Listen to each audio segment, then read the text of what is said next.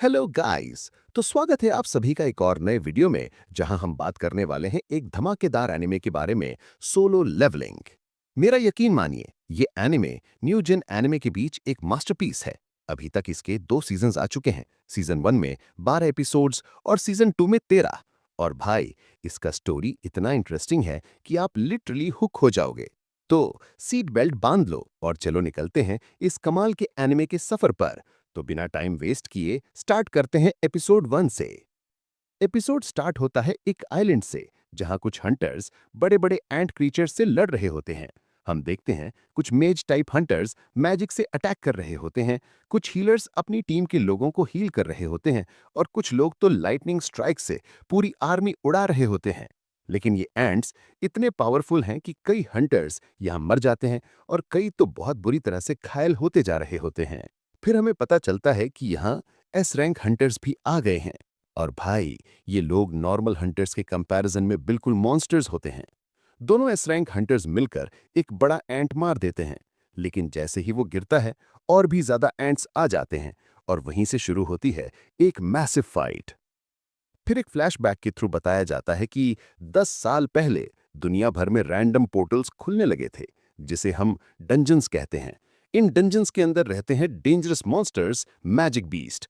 इन monsters को मारने के लिए कुछ ह्यूमंस अवेकन होने लगे, जिन्हें हम हंटर्स कहते हैं। इनके रैंक्स होते हैं एस, ए, बी, सी, डी और ए, जिसमें ई रैंक सबसे लोएस्ट होता है। और एक बार रैंक मिलने के बाद चाहे कितनी भी मेहनत कर लो, वो रैंक कभी बढ़ता नहीं, सिर्फ एक्सपीरियंस बढ़ता है। अब सीन आता है 3 साल बाद कोरिया में, जहां एक डंजन ओपन हुआ है और हंटर्स उसे क्लियर करने आए हैं। यहीं हम मिलते हैं अपने मेन कैरेक्टर से, सुंग चिन वो। सब लोग उससे बात करते हैं और एक हंटर मिस्टर किम उसे कहता है, the weakest Hunter of Mankind. हाँ, जिनवो एक ई रैंक हंटर है जो हर मिशन में इंजर्ड होके वापस आता है, पर फिर भी कभी गिव अप नहीं करता। जूही, एक हीलर और जिन्वो की टीम मेंबर, उसे डांटती है कि वो अभी तक रिकवर भी नहीं हुआ, फिर भी नए मिशन में आ गया। जिन्वो बस मुस्कुरा के कहता है, मैं कोशिश करूंगा, इस बार इंजर्ड ना हो। भाई, बंदा दिल से फाइटर है। टीम लीडर यून सुंग चुल अपने आप को इंट्रोड्यूस करता है और सब डंजन के अंदर एंटर करते हैं। जिन्वो के पास एक छोटी सी नाइफ होती है जिसमें मैजिक पावर बिल्कुल कम होती है, पर वो कहता है, अभी के पैसों से सिर्फ इतना ही अफोर्ड कर सकता हूं। एकदम relatable struggle movement. Scene cut होता है हंटर एसोसिएशन के चेयरमैन गोगन ही के ऑफिस में। वो बताते हैं कि डंजन्स के अंदर मिलने वाले मैजिक स्टोन्स दुनिया का सबसे पावरफुल और क्लीन एनर्जी सोर्स बन गए हैं। इसी वजह से हंटिंग अब दुनिया का सबसे डेंजरस पर सबसे रिवॉर्डिंग प्रोफेशन बन चुका है। वापस डंजन में जिन्वो एक मॉन्स्टर को मार के एक छोटा स्टोन पाता है, लेकिन तभी एक और बीस्ट उस पे अटैक करता है और उसका नाइफ टूट जाता है।